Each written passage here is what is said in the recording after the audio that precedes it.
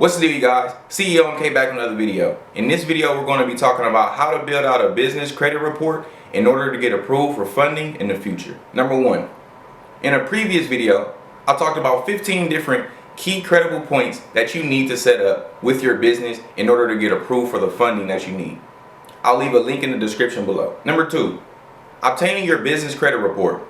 You can either do this with Experian, Equifax, and or Dun & Bradstreet's. Once you've obtained your business credit report, you have to be sure to obtain your DUNS number from dnb.com. Once you obtain your free DUNS number, you can then start linking your credit portfolio to your EIN number.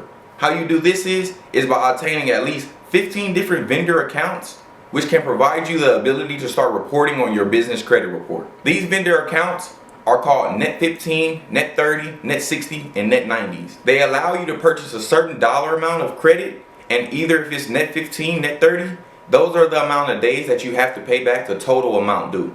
Revolving round one trade lines. Here are 3 different companies that you can use in order to add trade lines onto your business credit portfolio. UPS, they are a Net 30 account. You apply online and they provide you with the ability to have online credit with their company. As you know, they supply anything from shipping and handling in addition to business necessities. State Supply Company is a Net 30 account. You apply online and they also report to Dun & Bradstreet. Tech Depot, they're a Net 30 account.